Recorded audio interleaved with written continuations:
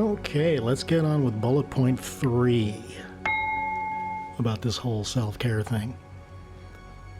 This is all about being able to make better choices.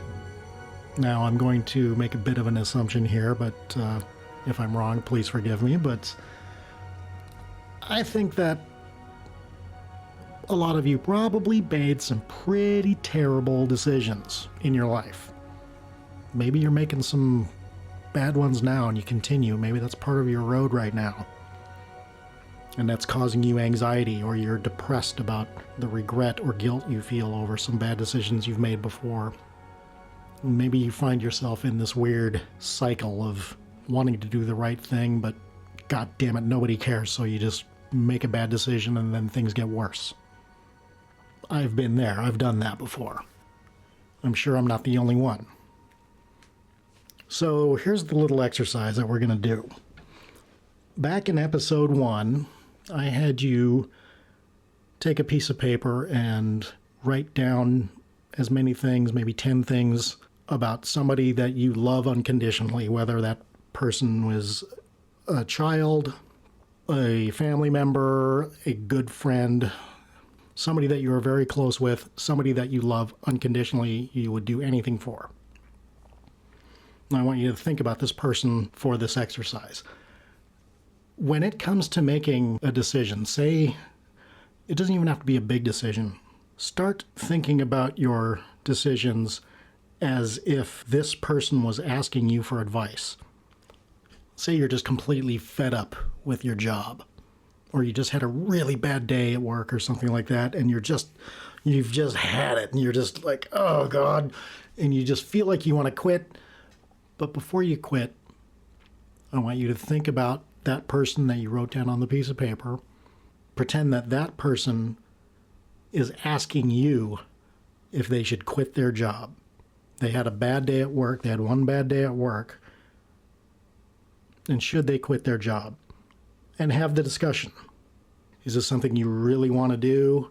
Is it a smart thing to do? Is it the wise thing to do? Is it a proper thing to do? And then at the end of it, give your answer. And then do what your answer said. Now, maybe you will quit your job, and that's the best thing that's ever happened to you. But maybe you won't quit your job because you realize that it was just one bad day, or you woke up on the wrong side of the bed and it was just a foul day all day long, and that maybe it wouldn't be that great of a decision. So I want you to frame your choices that you need to make throughout your day as if this person who you love unconditionally is asking you for advice. Does that make sense? I hope so. Whether it's down to buying a cup of coffee or spending an extra $1 on that cup of coffee for an extra shot in it, to maybe large life decisions. This exercise worked for me on a couple of different occasions when I was feeling rather suicidal. And the person who I wrote on that piece of paper was my oldest daughter, who was, she was, I think, 4 or 5 at the time. And I continue to this day to use this exercise, except I'll put different people in the questioning. It'll be, one or either of my daughters usually. So this really does work. I personally wouldn't want to steer my daughters down any bad road. When my conundrums hit and I frame the choices that I have as questions from my daughters, it causes me to think a little deeper about the consequences of what the choices are going to be. Because if it was just up to me, I get pretty down on myself sometimes very easily, and I get very, fatalistic or whatever the descriptive word is for it, and I might just say, oh, screw it, I'll just do this and whatever happens, happens. And that's usually not the best way to make a choice. Our lives are never really tippling over on one big major decision. Usually our lives are steered by small decisions every day. It's just these little incremental choices that we make that lead us on our particular trajectories. And the thing is, if you tend to choose to do things that are a little more self-destructive, before you know it, you're going to find yourself in a spot that you don't really want to be in, or maybe by that point you're just so far beyond that you don't care anymore, at least on the surface. Because anytime you're hurting really bad and you're in a bad situation and you're hurting because of it, that hurt means that you actually care about the situation. If you are hurting inside and you can feel that hurt, there is more than enough rope to pull yourself back on. So just think about that. Choices are the baby steps. Choices are the 1 foot in front of the other that we make throughout our life.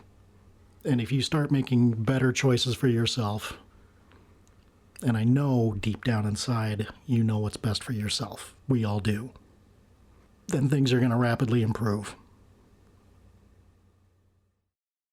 Alrighty, bullet point 4 of the day. Now this is going to be some little exercises that will help you change the way you think, the way your neural paths work in your head. Now going back to my last episode when I was talking about, walking around thinking that everything sucks, this sucks, that sucks, everything sucks, makes your life suck. Well, yes, that's true. But the thing is, walking around thinking that everything sucks, one thing that you're doing is you're burning that thought into your brain. Maybe not burning, but you're definitely making a neural path to make it easier to think that the next time. It's almost like muscle memory. Your first instinct is going to be, oh, this sucks. Now you need to change that. It's a conscious effort for a little while. This isn't something that just happens overnight. It takes a while, but you can do it. I did it. I know you can do it. I believe in you. You can do this. So what I did, now this is going to sound a little hokey. Prepare yourself. Okay? You sitting down? All right. What I did is I took a Post-it note and I wrote on that Post-it note, "Be the love you wish to receive." And I put that Post-it note on my bathroom mirror where I would see it every day. I would see it every day. Because I use my bathroom every day. Brushing my teeth, taking a shower, powdering my nose, whatever. Whatever people do in the bathroom, who knows? Who knows what goes on in there? But I would see it every day. I didn't necessarily read it every day, but I would see the piece of paper and I knew what the piece of paper said. And that would make me think, be the love that I wish to receive. And every once in a while, I would even say it out loud, just because I thought it would reinforce the fact. And then I later learned that, yes, actually that does help, because you're thinking it, you're saying it, you're hearing yourself saying it. It's this feedback loop in your brain, I guess, lack of a better term. And it just helps to cut that neural path for that type of attitude. Now, it did take me a while to kind of stop telling myself this sucks. You got to figure out ways to change that. Something might suck, but you could just say, well, yeah, this isn't great right now, but it'll get better. It'll get better. Things will get better. Start telling yourself that. And lo and behold, after a while, things do get better. You have to kind of change your trajectory from looking down to looking up. You have to focus on that light at the end of the tunnel and reinforce the positives. I mean, some situations are terrible. Maybe you're in the middle of something and you are just at a complete loss and you feel stupid and you don't know. I don't know this. I don't know what's going on. Tell yourself, okay, I don't know what's going on yet.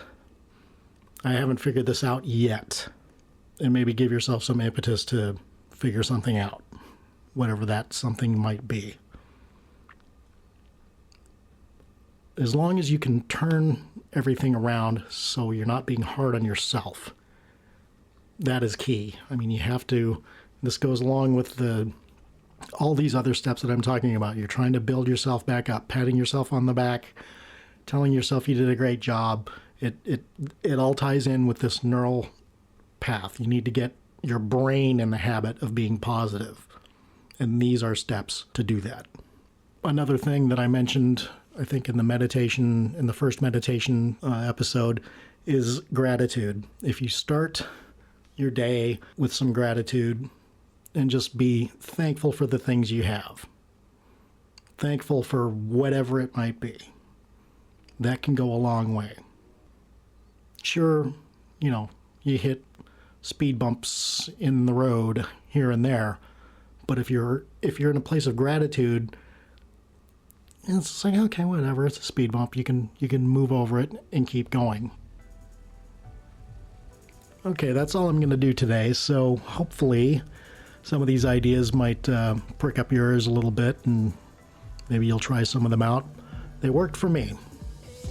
That's all I can really say about it. I know I'm not the first person to do some of these things. I'm not the first person to do any of these things, actually, but I know they all worked for me. I don't think I'm reinventing the wheel or anything like that. So what have you got to lose? Try some of these things for 30 days. See how you feel. I bet you're going to feel better. I'd like to thank you for listening. If you've got any suggestions or comments, let me know what you think. Let me know what you want to hear me talk about, and I will do my best to accommodate you. You've been listening to the UpSpin. This is Wayne. I'll talk to you next week. Cheers.